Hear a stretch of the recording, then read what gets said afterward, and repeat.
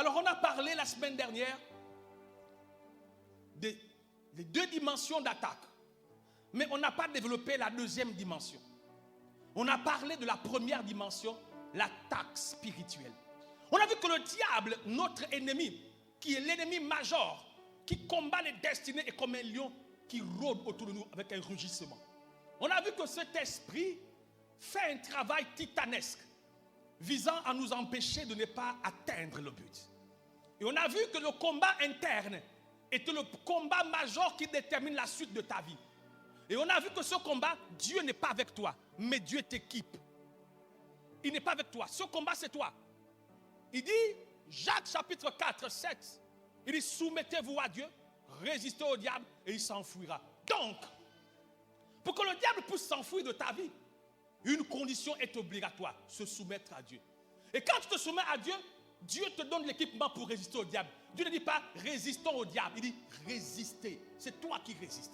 Et ce combat, on a dit, c'est un combat qui a lieu à l'intérieur de soi. Pas à l'extérieur, donc on ne voit pas.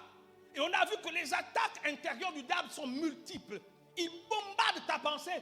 Il te crée des raisonnements, il te crée des réflexions. Et quand tu regardes, tu commences à faire des jugements. Donc ce qui se passe, ça se passe à l'intérieur. Et quand à l'intérieur, tu es vaincu, il devient ton possesseur. Je veux dire ça, il te possède à l'extérieur. C'est pourquoi on a vu dans Ephésiens 6, 12 qu'on n'a pas lutté contre la chair. Parce que nos ennemis n'étaient pas charnels. Mon frère, si tu comprends ces choses, tu es libéré. On a vu que le diable, il n'est pas physique, il est spirituel. Donc c'est un esprit. On a vu que l'homme est un esprit et on a appris par le Saint-Esprit que l'homme passe plus de temps dans le monde des esprits que dans le monde des humains. On a dit qu'à force, quand tu penses, tu es dans le monde des esprits. Parce que les esprits pensent. Donc quand tu penses, tu es dans le monde spirituel. Quand tu dors et que tu fais des songes, tu es dans le monde spirituel. On a vu que l'homme pense plus qu'il ne parle. Et parce que l'homme pense plus qu'il ne parle, alors l'homme vit plus là où il pense que là où il parle. L'homme est plus là où il pense que là où il parle. Par conséquent, l'homme est plus spirituel que humain ou que naturel. Donc l'homme est plus dans le monde des esprits et que dans le monde physique. On te voit, mais tu sais, la durée de ta vie sur la terre, c'est au maximum 120 ans. Après, la chair ne supporte plus. Mais ton esprit, on a vu dans Jérémie chapitre 1 au verset 5, je m'avais dit, avant que tu ne sois construit, je te connaissais. Donc, tu vis avant de vivre sur la terre. Tu vis avant de naître. Tu as existé avant de vivre sur la terre. Par conséquent, tu vis plus longtemps. Mais tu vivais où? Dans le monde spirituel. Et c'est là-bas où tu opères. Quand tu comprends ces choses, alors que tu te mets à penser, dis-toi que tu n'es plus sur la terre des humains, tu es dans le monde des esprits. C'est pourquoi la qualité de tes pensées détermine ce que tu es dans le monde des humains. Car c'est dans la pensée, c'est dans le monde spirituel que ta vie est faite. C'est pourquoi la Bible déclare, garde ton cœur plus que toute chose. Pourquoi? Parce que de ton cœur va naître les sources de la vie. Dis-moi amen. Dis-moi amen. Alors si tu comprends, et on a vu que le diable est un esprit comme Dieu est esprit. On a vu que le diable nous parle comme Dieu nous parle. Si dans Job 33, 14, 15, Dieu nous parle par des songes, des visions quand nous sommes endormis, mais aussi quand nous sommes endormis, on a des cauchemars, on est frappé dans les songes, on a des maris de nuit, femmes de nuit pendant que nous sommes endormis. Donc, le diable utilise le même canal d'expression que Dieu. Sauf que Dieu reste Dieu. Alors c'est pourquoi Dieu, et j'encourage ceux qui parlent en langue de parler en langue, car ceux qui parlent en langue, ils mystifient Satan. Quand tu parles en langue, Satan est bête, comprend rien. Alors que tu parles en langue, il dit qu'est-ce qu'il dit comme ça? Parce que le parler en langue est le seul canal sécurisé de connexion et de communication qu'il y a entre Dieu et puis son Fils. Je t'encourage à le rechercher. On a vu qu'en fait Satan, il ne vient pas physiquement, mais il te parle dans les esprits. Les esprits, dans les pensées, il te parle dans la pensée. C'est pourquoi fais garde à ce à quoi tu penses. Et on a vu dans Romains 6, 16, je pense, que l'homme appartient à celui qui l'a vaincu dans la pensée. En d'autres termes, celui qui te commande dans la pensée, te commande à l'extérieur. Et vous savez, Jean 10 dit quoi? Le voleur ne vient que pour dérober, égorger et détruire. En d'autres termes, si c'est lui, le voleur qui te conduit, alors il va te détruire, il va dérober, il va détruire ta destinée. C'est pourquoi tu dois savoir d'où viennent tes pensées pour t'opposer. Alors, on a eu le temps, pour ceux qui étaient là dimanche dernier, on a eu le temps d'expliquer. Mais vous savez, connaître un problème est moins dur que de le traiter. La connaissance d'un problème ne définit pas que tu peux le résoudre. C'est pourquoi résoudre le problème est plus dur qu'identifier le problème. Donc on a dit, on va faire un travail d'identification, mais aussi de restauration. Et ce matin, par la grâce de Dieu, on va voir comment est-ce que... C'est vrai que dimanche dernier, on a esquissé quelques brèves d'informations par rapport à la résolution, mais on va voir ce matin le mécanisme de résolution. Comment est-ce qu'effectivement on traite les combats intérieurs? Dis-moi amen. Le diable ne t'attaque pas d'abord au corps. Il t'attaque d'abord dans le monde des esprits. C'est là où tu es le plus souvent. Vous savez, quand les enquêteurs mènent des enquêtes et qu'ils cherchent un coupable, s'ils ont identifié le coupable, ils vont chercher à aller à savoir où il va tout le temps, où il est, où on est supposé le retrouver. Et c'est là-bas où le diable sait où tu es, dans ton monde, dans le monde des esprits. Et c'est pourquoi on a vu dimanche que le cheval de Troie, les structures organisées ne s'attaquent pas de l'extérieur, mais de l'intérieur. C'est pourquoi le diable, pour t'attaquer, il va à l'intérieur. Et quand il a atteint l'intérieur, l'extérieur l'appartient. C'est pourquoi on dit, il est comme les pensées de son âme. Il est. Donc tu ressembles à ce qui est en toi. C'est pourquoi la première chose qu'on fait quand on vient à l'église, ce n'est pas d'être riche, ce n'est pas d'avoir ceci, mais c'est d'être changé à l'intérieur, le métanoïa, le changement de pensée. Le Seigneur dira, si vous ne vous convertissez, si vous ne vous repentez et convertissez, vous mourrez. Donc, la conversion n'est pas d'abord un état verbal, mais un état intérieur. La qualité de ton intérieur détermine la qualité de ton extérieur. L'homme est comme il pense à l'intérieur. Et c'est de ça dont on va parler. Alors, attaque intérieure 2. Attaque intérieure 2. Le sous-thème majeur d'aujourd'hui, c'est simplement le traitement des attaques intérieures. Le traitement des attaques intérieures. Et comme je l'ai dit tout à l'heure, savoir ce que le diable fait contre toi n'est pas trop compliqué. Mais faire ce qu'il faut faire pour que cela s'arrête, ça c'est très compliqué. On a vu que, effectivement, c'est le diable qui s'émet des paroles, les mauvaises pensées en nous. On a vu dans Matthieu chapitre 13, 25, on a dit quoi? Mais pendant que les gens dormaient, son ennemi vint s'aimant livrer parmi le blé et s'en alla. Donc il vient, il sème le doute. Il sème des paroles de confusion. Il sème des paroles d'examen. Tout d'un coup, tu es là, tu ne sais pas. Pour une pensée vient en toi. Tu es comme ça, il vient. Qu'est-ce qu'il fait? Il vient, il pose, il s'éloigne. Personne n'a vu le diable à quoi il ressemble. Toutes les images, ce sont des images imaginaires, comme on dit. Mais personne n'a vu à quoi ressemble le diable, parce qu'on l'appelle l'ange de lumière. Lucifer, l'ange de lumière. Il est très beau. Un astre brillant. Il ne porte pas un nom par hasard, il s'appelle Lucifer. Ce qui fait que quand ceux qui, bon, je ne sais pas si les gens l'ont vu, mais ce n'est pas un ange comme tout le monde. C'est un ange d'une catégorie supérieure. C'est pourquoi tu ne peux pas le résister avec tes forces. Tu as besoin du revêtement de Dieu. C'est un ange qui a un archange. Vous savez, dans la dimension angélique, il y a plusieurs niveaux des anges. Ce ne sont pas tous les anges qui voient Dieu. Le Dieu a des anges. Bon, nous, on connaît deux anges majeurs, Michael et Gabriel. Michael, le chef de l'armée, d'autres disent qu'il apparente à Jésus. Et puis il y a Gabriel, celui qui allait parler à Marie, le messager, celui qui parle. Donc quand tu le vois, mais à part ça, il y a des anges d'exécution. Et ils sont à tous les niveaux, dans les eaux, sur la terre, dans l'atmosphère, il y a des anges à tous les niveaux. Le poisson qui avait avalé Jonas, c'était un ange, dans l'eau. Le poisson qui a donné à Jésus l'argent quand il a dit pêcher le poisson, c'était un ange. La forêt avait tué beaucoup plus à l'époque où David combattait Absalom qui avait pris le pouvoir. On nous dit que Absalom, quand il était parti, les cheveux qui étaient longs l'ont attrapé. Et puis, voilà. On dit que la forêt, c'était quoi? Des anges. Donc, il y a des anges aussi sur la terre. Donc, quand Dieu veut faire, il y a des anges qui opèrent. L'ange, elle campe autour de ce. Il campe pourquoi? Parce qu'il est avec nous sur la terre. Quelqu'un dit Amen. Donc, il faut qu'on pense ça. Mais il y a aussi des démons partout. Il y a des démons. Ce qui fait que Satan est dans la catégorie de les Michaël, des archanges. Satan, ce n'est pas un ange, c'est pas un ange que tu peux, un esprit, tu dis, Satan sort, tu es vaincu. C'est pas ça, hein. Il faut que je te parle de ce gars-là. C'est pas un petit. C'est pas un petit. C'est l'un des anges supérieurs. Donc, lui, il a Satan, il y a des démons, il y a des esprits mauvais esprits, il y a des esprits humains, il y a des esprits méchants. Donc, il y a beaucoup de catégories. Tu peux chasser, sort, il part. Mais Satan, tu m'as dit sort, il part.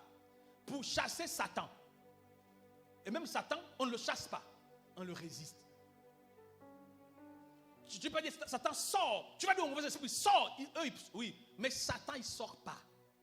C'est pourquoi Dieu dit dans Jacques 4, 7, il dit, soumettez-vous à Dieu, résistez au qui? Au diable. Quand il parle de diable, diabolo, il parle du chef de l'armée satanique, Satan lui-même. Donc pour le résister, tu dois être soumis à Dieu. C'est pourquoi la soumission à Dieu n'est pas une option. Sinon tu n'y arriveras pas. Mais comment lui il fait?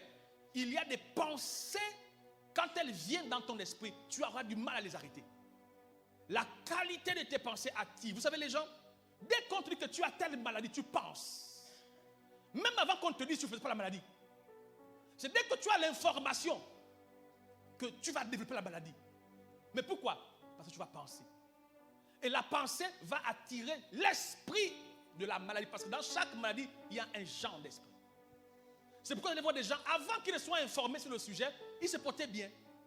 Mais dès qu'on leur donne l'information, c'est pourquoi l'information joue un rôle capital. Ça fait deux choses. Ça te forme ou ça te déforme. Et c'est pourquoi attention aux informations que tu reçois parce que sinon tu seras déformé. Et ce qui se passe, Satan, il travaille à l'intérieur. C'est pourquoi quand on parle de la foi est un système de pensée. La foi, c'est croire à la parole de Dieu. L'évangile, c'est quoi? Le message, la bonne nouvelle de Dieu. La foi, c'est croire que Dieu peut faire, il veut faire et il va faire. La foi, c'est l'opposition au doute, au raisonnement. Tu dois croire à la parole. La parole de Dieu est esprit, amen. Il dit, Dieu veille sur sa parole. Il veille pas sur ce que tu penses. Il veille sur sa parole pour l'exécuter. Si tu crois à sa parole, quelle que soit ta condition, vous savez, Dieu dit, sa parole est plus puissante qu'une arme. Et quand il la compare, il dit, sa parole est comme un marteau qui brise le roc. C'est comme un feu qui consume, c'est comme un couteau à double tranchant. Donc quand Dieu parle de sa parole, alors, il parle de choses précieuses. C'est pourquoi tu ne peux pas lutter contre le diable sans connaître, sans te soumettre à Dieu. Et c'est de ça dont on va parler. Vous savez, on peut te révéler ton problème, mais demande à ce qu'on te révèle la solution. La révélation de ton problème n'est pas plus grande que la révélation de la solution. C'est la solution qui est difficile. Tu sais, même sans être prophète, quand tu vois quelqu'un qui boit beaucoup, même si tu ne prophétises pas, dis, bon, toi, tu es sur le chemin de cirrhose de foie. Ce n'est pas une prophétie. Quand tu vois quelqu'un me fumer, il ne faut pas faire la prophétie. Tu dis, mon ami, tu es sur le chemin d'un cancer des poumons.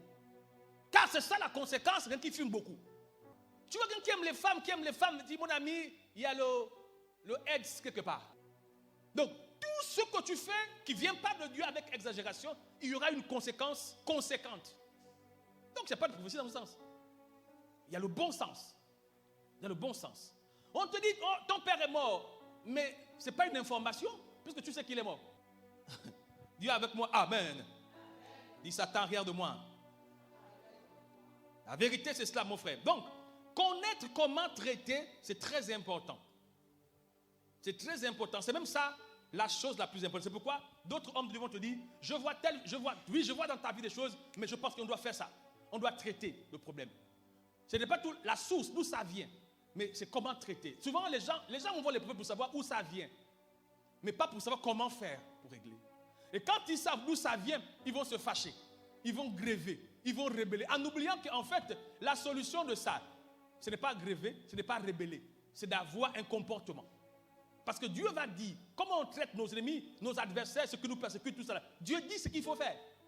Donc, la résolution des œuvres des ténèbres s'impose en nous sans discussion.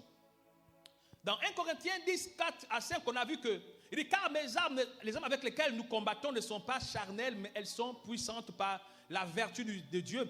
Pour faire quoi? Renverser les forteresses, c'est intérieur forteresse. Pour renverser les raisonnements, c'est intérieur. Les hauteurs qui se lèvent contre la connaissance de Dieu, c'est intérieur. Et nous amenons toute pensée captive à l'obéissance de Christ, c'est à l'intérieur. Donc les armes de Dieu ne sont pas des armes pour lutter à l'extérieur. Souvent, je vois beaucoup de combats spirituels. Vous savez, mon frère, souvent on me dit, pasteur, pourquoi je ne fais pas les délivrances? Mon ami. Et c'est ce niveau d'ignorance tellement élevé qu'on a cultivé, qu'on a fait pousser, et c'est des baobabs en nous. Mais tu sais ce qu'on appelle la délivrance? La première délivrance, Christ l'a fait sur la croix.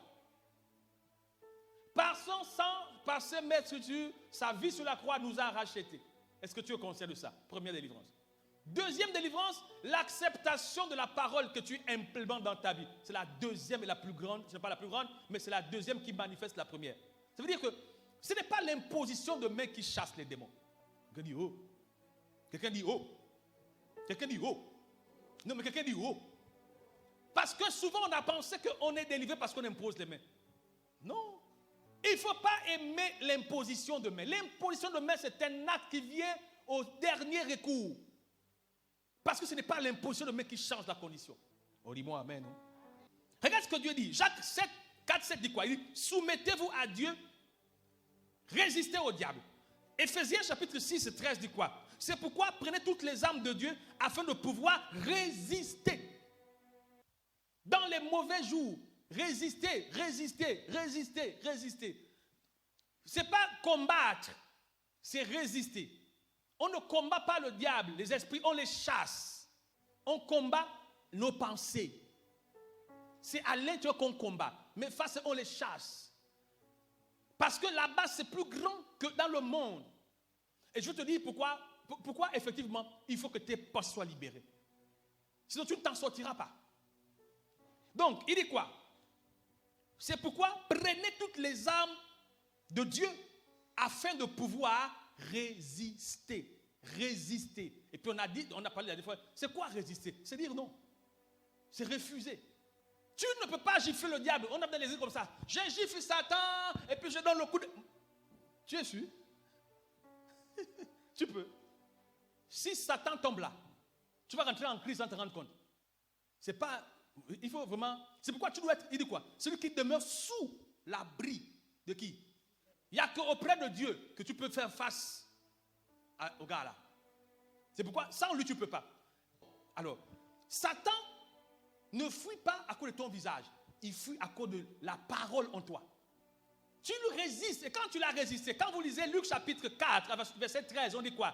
Que après avoir tenté Jésus de toutes les manières, qu'est-ce qu'il va faire? Il va s'éloigner. On ne dit pas que Jésus a prié les pauvres, bon, Satan, je vais te taper aujourd'hui, j'en ai marre, trop c'est trop. Mais il répondait, il a résisté au diable. Satan dit, fais comme s'il dit, rien, je ne fais pas. Il dit, fais comme s'il dit, je ne fais pas. Il dit, il est écrit comme si. Satan se dit, oh, s'il est écrit comme ça. Mais Jésus a résisté jusqu'à ce que Satan l'a laissé. Comprends comment ça se passe, la lutte contre les œuvres du diable. On lutte mal, et c'est pourquoi on est fragile. Ce n'est pas la prière, oh, feu, feu, feu, feu, sort, feu, au nom de Jésus. Oh, oh, oh, oh, oh, oh, oh. Quelqu'un va partir. Vous criez, il a son tabouret, je ne sais pas si c'est sa chaise. Il a petit, et puis il fume son cigare. Il dit, ces imbéciles-là, cette bande de tocards, faites votre bruit, j'arrive. Dès qu'il a fini, pose le cigare. Dès qu'il a fini, quand vous commencez à vous critiquer, oh, c'est comme ça, tu as vu, non, oh, ça ne prie même pas. Quand on a créé, donc l'atmosphère du diable se ressent. Tu sais comment tu le ressens? Par ce qui sort de notre bouche. Car ce qui sort de notre bouche vient de notre cœur. Si dans notre cœur intérieur, la dimension spirituelle est vaincue, tout ce qu'on va dire, c'est l'œuvre du diable. Oh, mais tu as vu, pendant qu'on priait là, elle a dit s'asseoir, est-ce que c'est normal? Ton problème est où? Alors qu'on priait comme ça, au lieu de prier aussi fort, nous on crie, elle ne crie pas. Est-ce que c'est bien? C'est ça ton problème. Mais qui crée ça? C'est Satan. Et pourtant, vous venez à peine de prier là, au nom de Jésus. Au nom de Jésus, sors, on libère, on te fait comme ça, mangamba, tout ça, on te piétine, on t'écrase, tout ça, machin. Coup de poing à gauche, coup de poing à droite. Le gars, il est assis, il bande des gnards. Attendez-moi, j'arrive. Et quand vous sortez de l'église, après c'est les murmures. Ah non, moi je n'ai pas aimé. Quand le pasteur a parlé comme ça m'a fait comme ça. Qui met ça dans ton cœur? C'est le diable. Et quand il met ça, tout ce que Dieu t'a dit, tu as oublié. Ce que tu retiens, c'est que quand le pasteur a parlé comme ça, je me suis senti moi-même. Il parlait à moi. Parce que comme ça. Donc c'est ça son rôle. Il opère à l'intérieur. C'est pourquoi le grand travail, ce n'est pas à l'extérieur.